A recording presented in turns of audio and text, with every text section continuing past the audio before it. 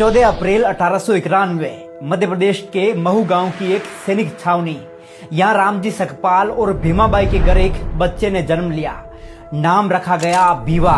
लेकिन भीवा का बचपन संघर्षों से भरा रहा। सिर्फ 5 साल की उम्र में उनकी मां का साया उनके सर से उठ गया। इसके बाद उनकी बुआ ने उनकी परवरिश की जिम्मेदारी संभाली। 1894 में पिता रामजी सकपाल आर्मी से रिटायर्ड होकर सतारा आ गए। यहाँ भीवा को प्रताप सिंह हाई स्कूल में दाखिला दिला दिया गया। पर स्कूल क्या था, एक मैदान था सामाजिक भेदभाव का। बच्चों से अलग बिठाया जाता, पानी तक नहीं पीने दिया जाता।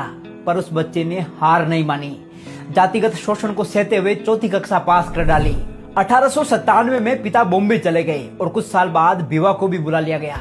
अब दाखिला हुआ एल्फिंस्टीन हाई स्कूल में, एक ऐसा स्कूल जहां दाखिला लेने वाले वो पहले अछूत थे। शिक्षकों की उपेक्षा, सामाजिक तिरस्कार, फिर भी 1907 में भीवा ने मैट्रिक्स पास कर डाली।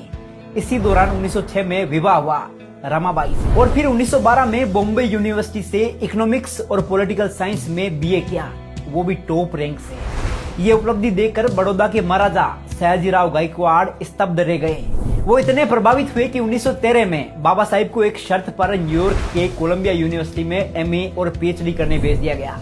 शर्त यह थी कि पढ़ाई पूरी करने के बाद वे वापस लौटकर बड़ौदा राज्य की सेवा करेंगे, और उन्होंने की भी। वो सिर्फ 3 साल में एमए और पीएचडी की डिग्रियां लेकर भारत लौटे। अब वो सिर्फ भीमराव नहीं थे, डॉक्टर भीमराव अंबेडकर बन चुके थे।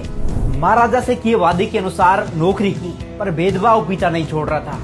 किराए का घर छोड़ने को मजबूर किया गया, ऑफिस में जाति अपमान सहना पड़ा और अंततः उन्होंने नौकरी छोड़ दी। लेकिन अब उनकी नजर शिक्षा और न्याय की क्रांति पर थी। लंदन गए, जहां उन्होंने लंदन स्कूल ऑफ इकोनॉमिक्स से पीएचडी, डीएससी और बैरिस्टरेट लॉ की डिग्रियां प्राप्त की। फिर भारत लौटकर उतर पड़े जातिवाद के रंग में रंगे भारत को बेरंग करने। बाबा साहिब ने महिलाओं, दलितों, आदिवासियों और पिछड़े वर्गों के अधिकारों के लिए संघर्ष की मशाल जलाई। वो आवाज बन गए आशा और अधिकार की। धीरे धीरे उन्हें हर कोई जानने लगा था। अब वो बाबा साहिब डॉक्टर भीमराव अंबेडकर बन चुके थे, एक नाम जो सामाजिक न्याय का प्रतीक बन चुका था। और फिर वो ऐतिहासिक पल आया जब आजाद भारत को एक मार्गदर्शक की जरूरत थी, एक संविधान की जरूरत थी जो हर धर्म, जाति, वर्ग को बराबरी दे सके। तब सबकी नजरें एक ही व्यक्ति पर टिकी। बाबा साहिब को भारत का संविधान निर्माता नियुक्त किया गया। उन्होंने ये जिम्मेदारी दिल से निभाई।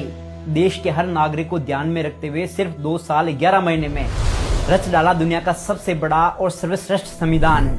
आज वो सिर्फ इतिहास का हिस्सा नहीं है, वो प्रेरणा है, विचार है, क्रांति की आवाज है। ऐसी महान शख्सियत, champion of social justice, Bharat Ratna Baba Sahib doctor Ambedkar को शत शत नमन। जय भीम।